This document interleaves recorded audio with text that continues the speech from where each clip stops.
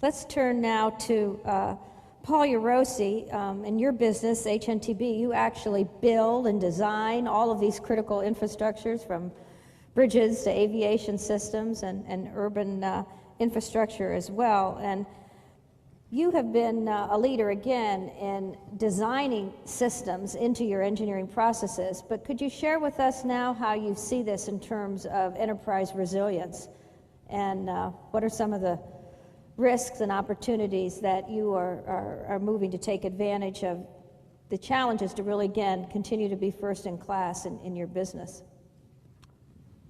Sure. The initial reaction in our industry was that we needed to be reactive to everything that had occurred. We're hardening bridges, we're looking at egress, we're isolating problems or isolating damage areas.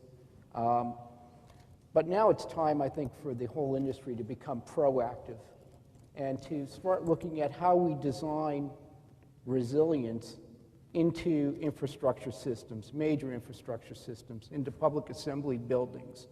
And I think that we have a great opportunity to do that now. If we look at, for instance, the transportation system in the United States, it's changing. It's changing rapidly. It needs to change now.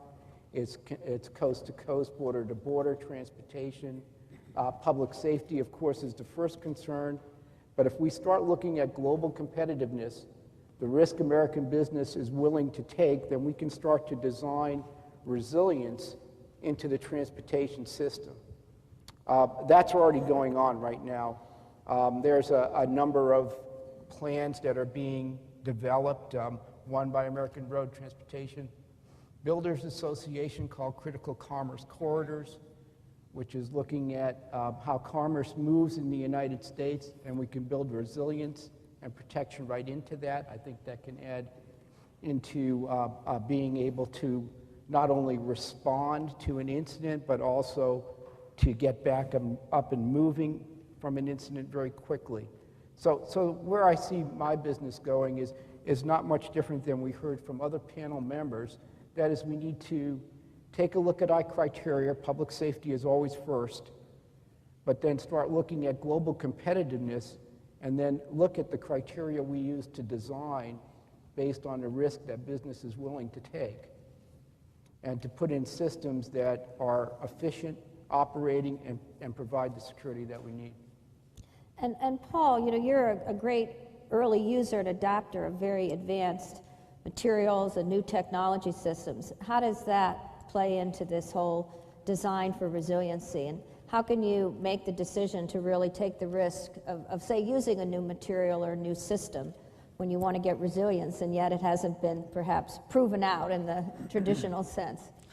Certainly my industry is conservative in its design standards. However, there's a tremendous amount of research going on right now on threat assessment, various threats. Primarily, we're involved to major structures, bridges, critical transportation infrastructure. There's a lot of materials that are now being tested for, again, those various threats that occur from terrorism. I think that also we're starting to come to grips with the fact that our biggest threat to our infrastructure systems is probably not terrorism. It's probably accidental occurrences. Fire. For instance, there was just a couple of months ago the bridge fire in Oakland.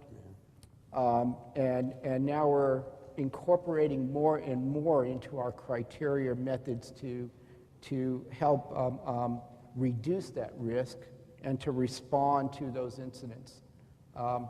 Again, new materials are being developed all the time. In my industry, we test them for a long time before we put them into practice. But resilience now is needs to become part of the criteria of everything we do. And that needs to be in a partnership with business so that we can develop our infrastructure systems so that they're not a hindrance. They're actually become a competitive advantage. And again, as we see the movement through the ports to the manufacturing areas, to the markets, and the movements between the coasts and the borders, I think this is just becoming critical for America to maintain global competitiveness. Thank you, Paul. Well, now we have a little under a half hour to open up this discussion. So I hope there'll be some questions from the audience. And if you'd like to ask any of the panelists specifically or make a general comment for any to reply, please do so. And just identify who you are, and we'll start in the front row here. Bill Raish, New York University Center for Enterprise Preparedness. I've been the private sector advisor of the 9/11 Commission in terms of private sector resilience and preparedness issues. And I'd like to pose a question with respect to metrics and the importance of measurement of resilience and preparedness. We've been actively working with a diversity of really bottom-line oriented focuses on the private sector, looking not only at business impact, but also reflections in the insurance industry, looking at rating agency acknowledgement, and also looking at how resilience can mitigate legal liability post-event. And one of the key elements we found is the importance of to essentially measure preparedness on somewhat of a universal basis so that we can reach out to the insurance industry and find some acknowledgement clearly in that regard, similarly Standard & Poor's and Moody's. And I'd be curious, perhaps leading with the governor here, with respect to the insurance industry itself, a willingness, we've been working with about 30 insurance firms now to develop what would be a common self-assessment form for corporations to reflect what their current status of preparedness is, based in this case on standards that are out there. NFPA 1600 was endorsed by the 9/11 Commission, also Homeland Security. But the importance here in the insurance industry in particular is an acknowledgement in your industry that this is important, but a realization that you can't send people out with clipboards for 2 weeks to spend at each one of the companies to acknowledge preparedness. So some level of a common self-assessment that might build up over time to a third-party assessment, similar to what we see in perhaps around quality and environmental elements that way. Voluntary basis, but clear bottom-line impacts. And I'd be curious your reflections in terms of the insurance industry in particular. Thank you. Well, I think ultimately it would have some utilitarian value, significant utilitarian value. It also may have some commercial value in terms of initiative being utilized to establish an evaluation that is credible and contributes ultimately over the course of time with experience to the establishment of concrete objectives that can be achieved. And I think that ultimately has some value. It has some commercial value. It has clearly value right from the very beginning in terms of being diligent and trying to make an assessment that is meaningful.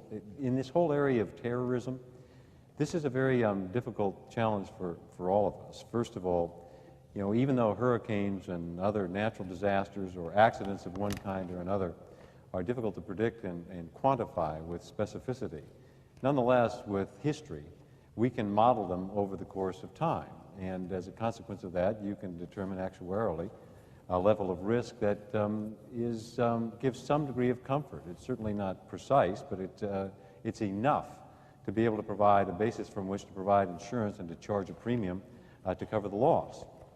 When you're talking about terrorism, you're talking about something entirely different. First of all, it's an intended act. There's every degree of deliberation and premeditation and planning that goes into it.